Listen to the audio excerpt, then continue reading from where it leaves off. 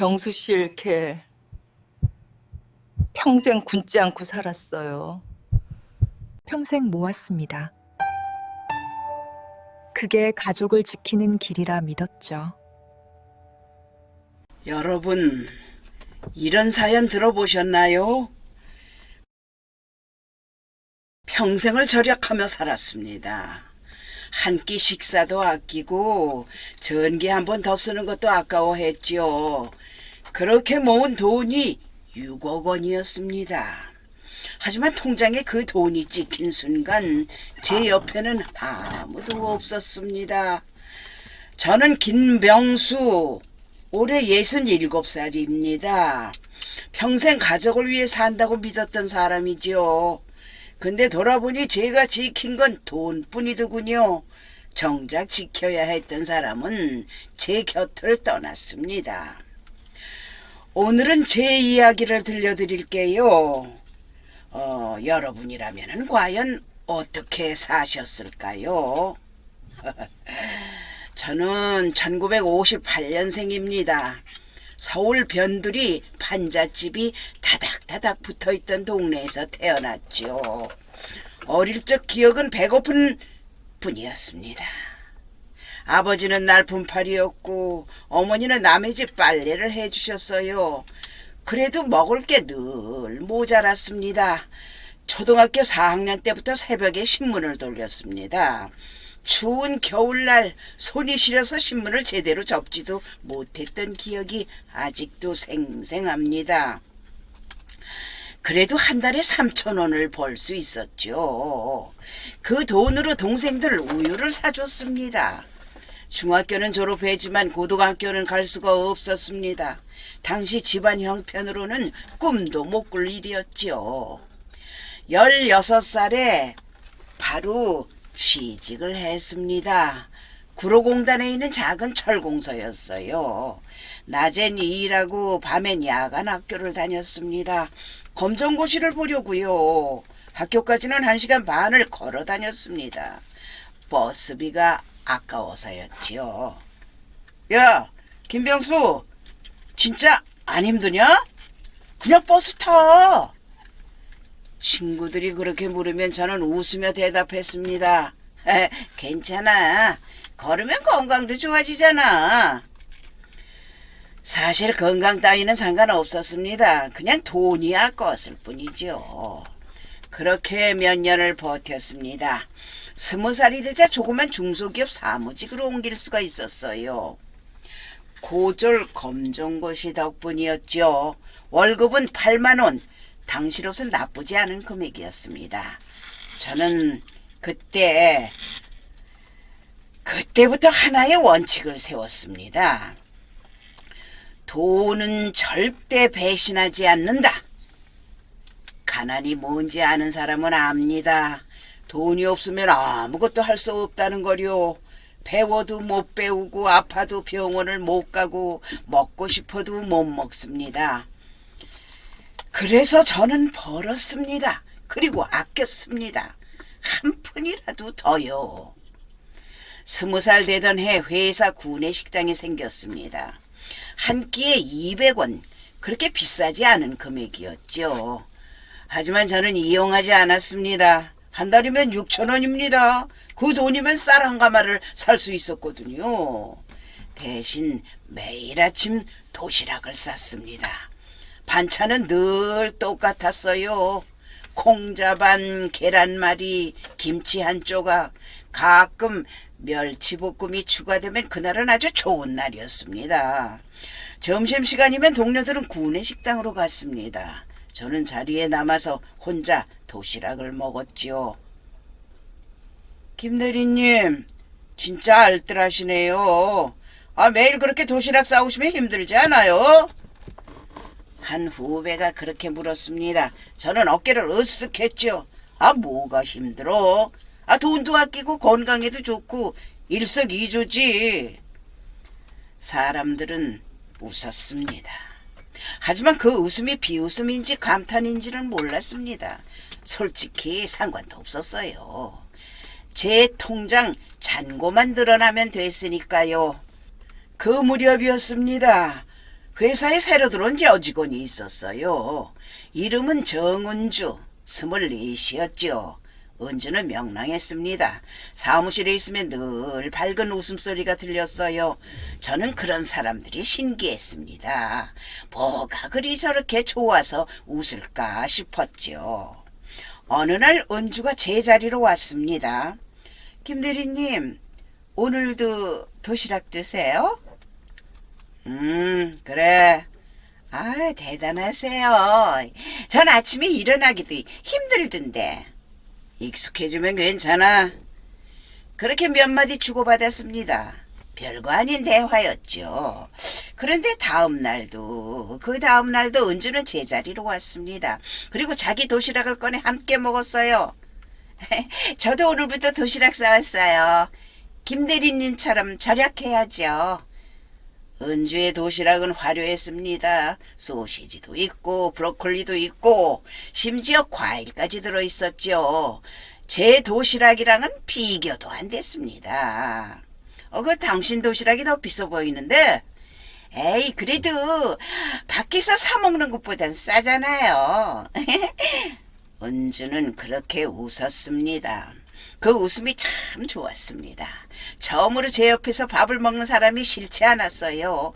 우리는 그렇게 가까워졌습니다. 1년쯤 지나자 은주가 말했죠. 김 대리님 같은 분이랑 결혼하면 참 좋겠어요. 성실하고 알뜰하고.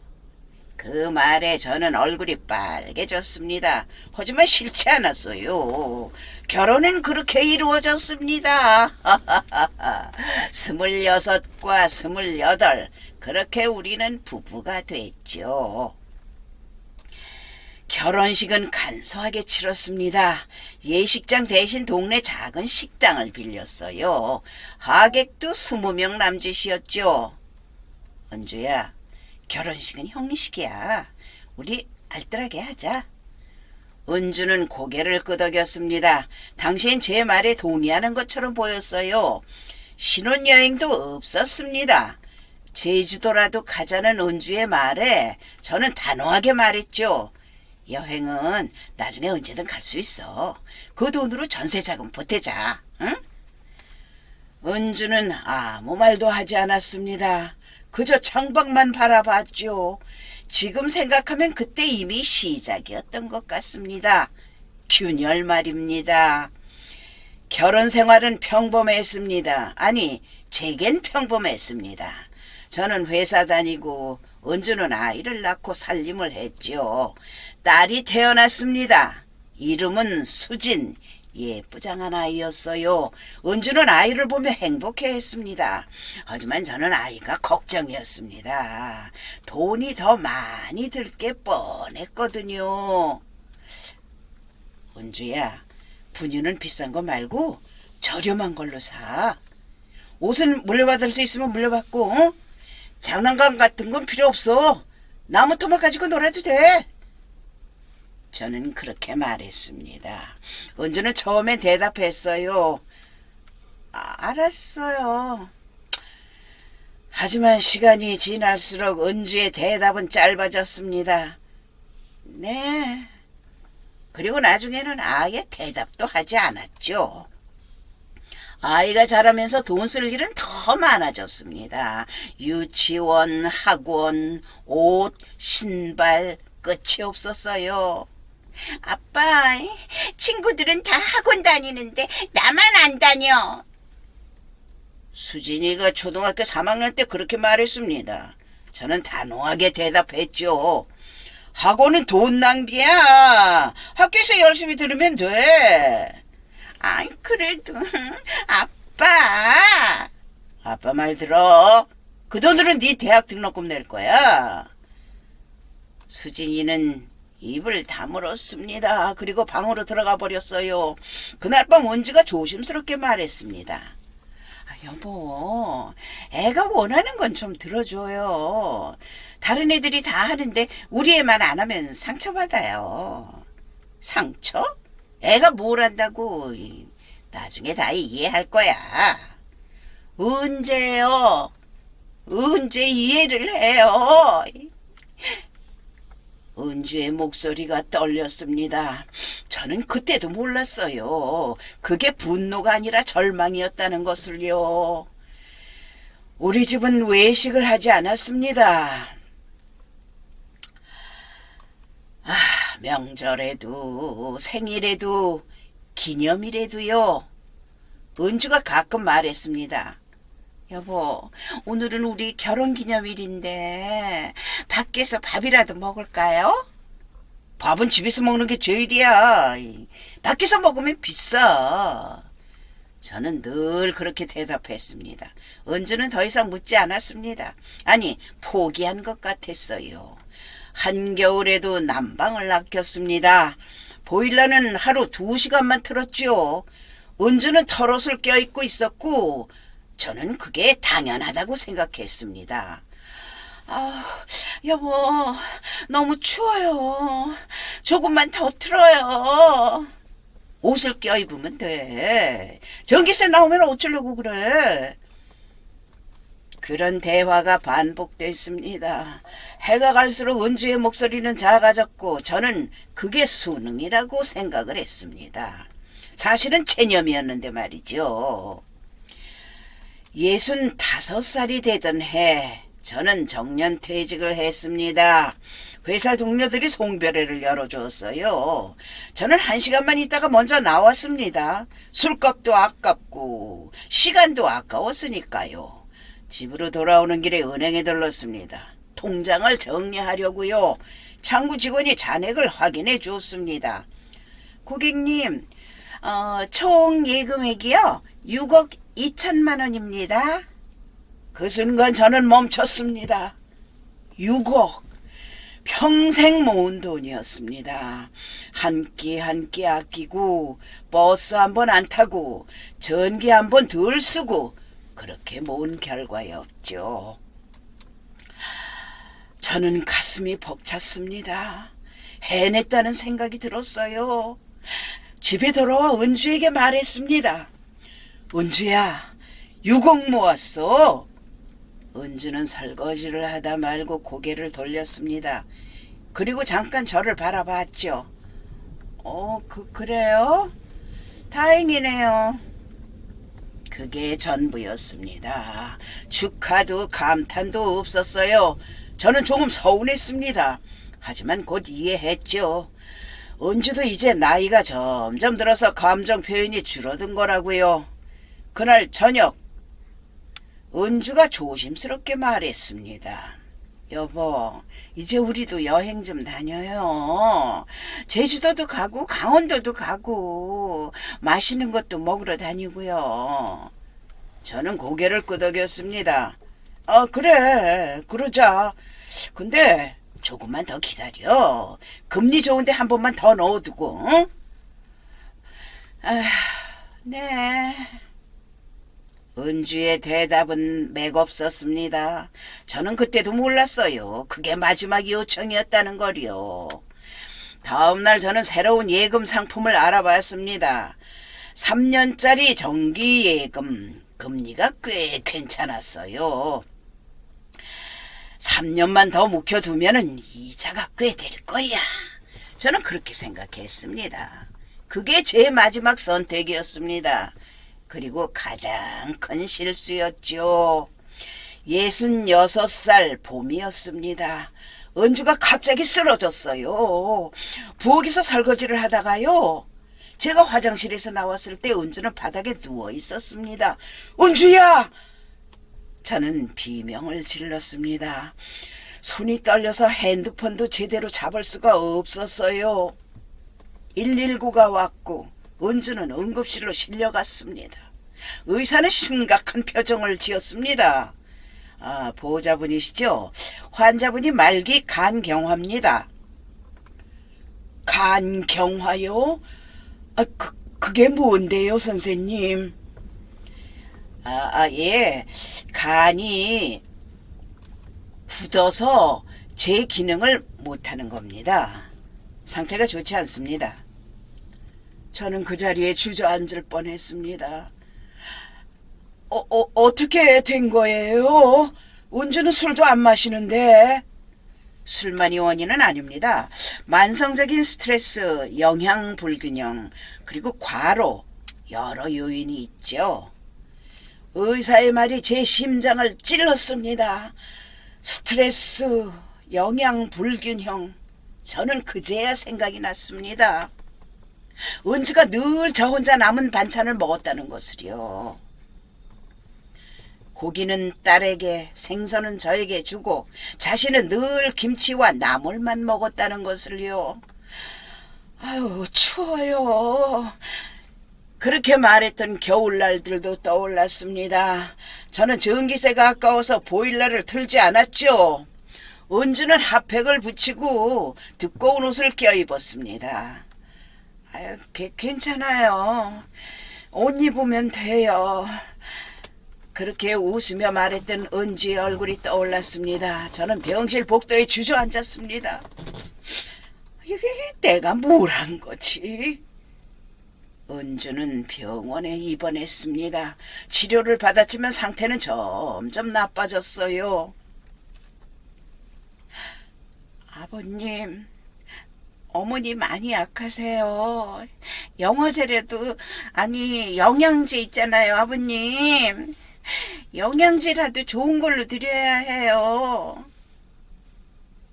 딸 수진이가 그렇게 말했습니다. 저는 고개를 끄덕였죠. 알았어. 뭐든 다 할게. 처음으로 돈이 아깝지 않았습니다. 아니, 돈이 소용없다는 걸 알았어요. 간병인을 고용했습니다. 비싼 영양제를 샀습니다. 의사가 권하는 건 뭐든 다 했죠. 하지만 은주의 상태는 나아지질 않았습니다. 어느 날 은주가 제 손을 잡았습니다. 손에 힘이 없었어요. 여보, 은주야, 뭐 필요한 거 있어? 미안해요. 왜? 네가 뭘 미안해?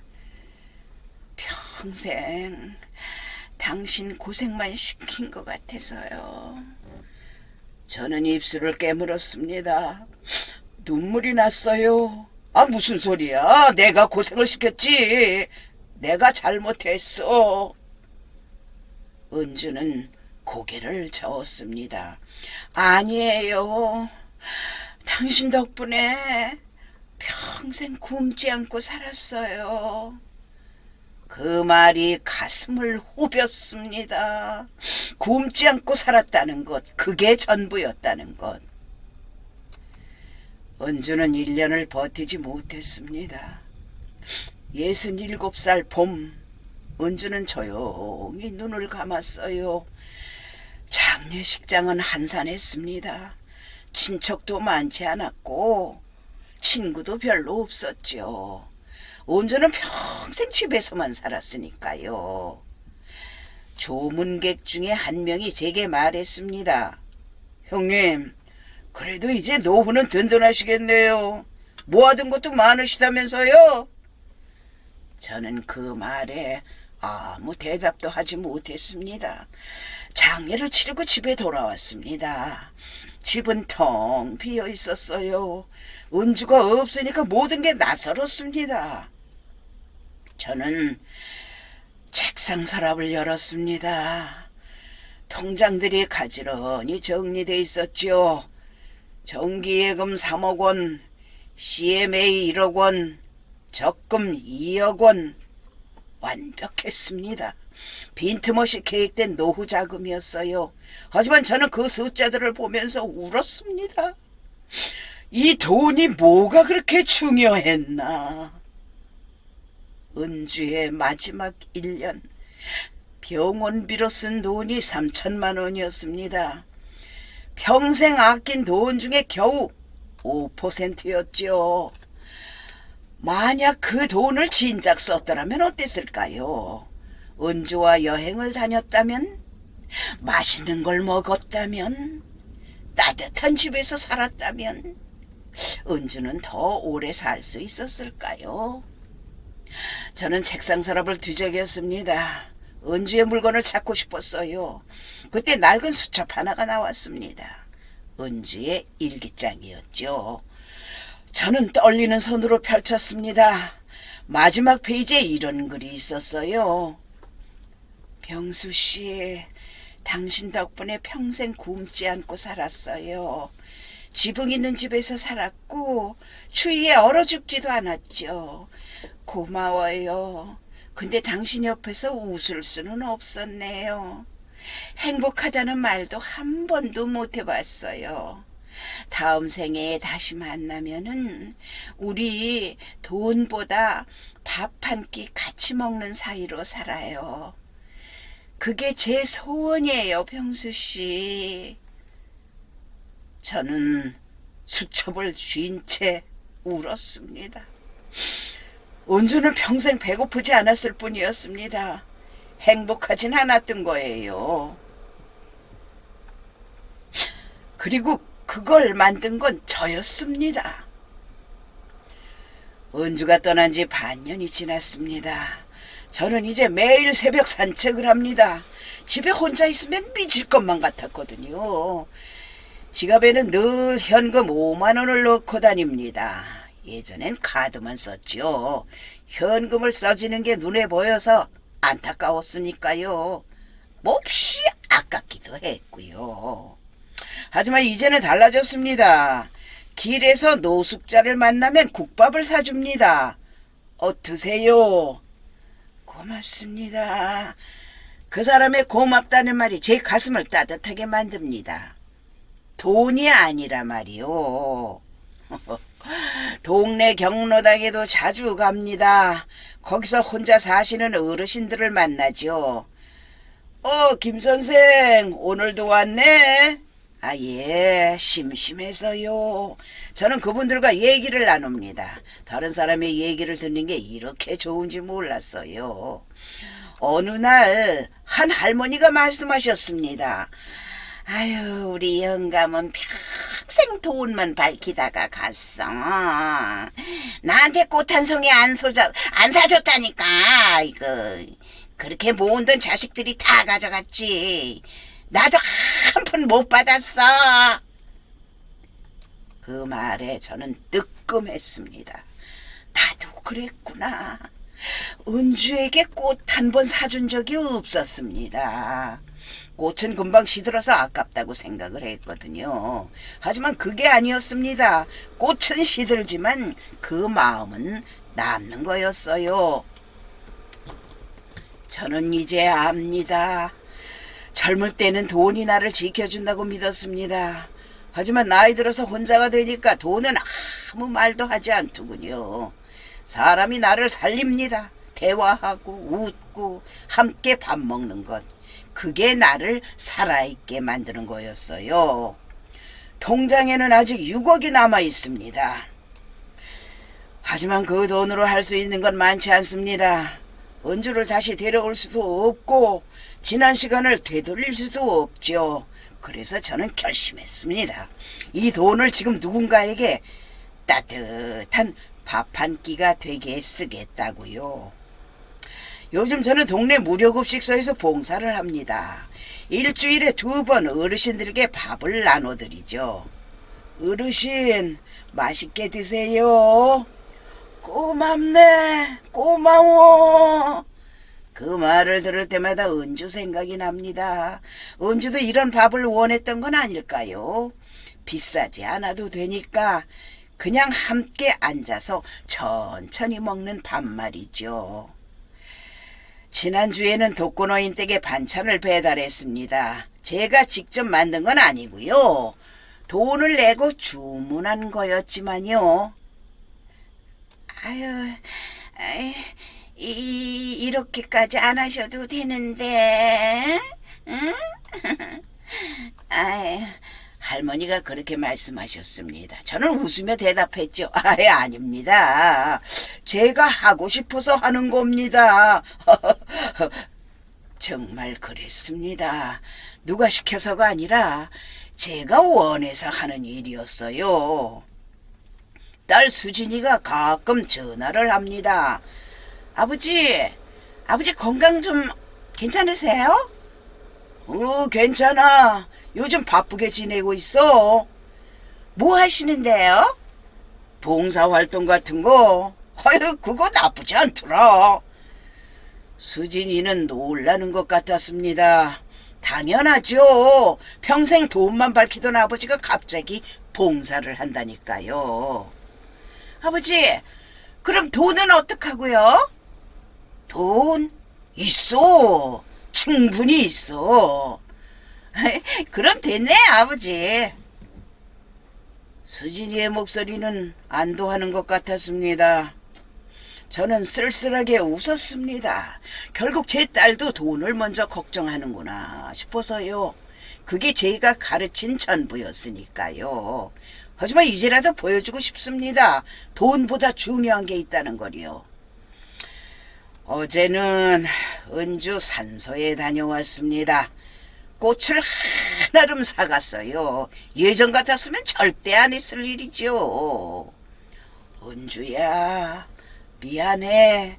평생 꽃 한 송이 못 사줬지. 저는 무덤 앞에 앉아서 혼잣말을 했습니다. 이제야 알았어. 내가 지켜야 했던 게 뭔지. 바람이 불었습니다. 꽃잎이 살랑거렸어요.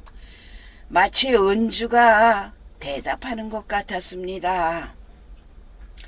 이제라도 알았으면 됐어요. 저는 한참 그렇게 앉아 있었습니다. 여러분, 제 이야기 들어주셔서 감사합니다. 저는 평생 돈을 모았습니다. 그게 가족을 지키는 일이라고 믿었죠. 하지만 틀렸습니다. 가족을 지키는 건 돈이 아니었어요. 함께 웃고 함께 밥 먹고 서로의 마음을 나누는 것이었습니다. 6억이 남았지만 그 돈으로 살 수 없는 게 너무 많습니다. 은주의 웃음도 함께한 시간도 따뜻했던 순간들도요. 결국 사람을 살리는 건 돈이 아니라 마음이었습니다. 여러분은 지금 무엇을 지키고 계신가요? 통장의 숫자인가요? 아니면 곁에 있는 사람인가요? 저처럼 후회하지 마세요. 지금 당장 옆에 있는 사람에게 따뜻한 말 한마디 건네세요. 그게 진짜 부자로 사는 길입니다. 여러분, 후회하지 마시고 명심하시길 바랍니다. 지금까지 성우 이경자였습니다. 감사합니다.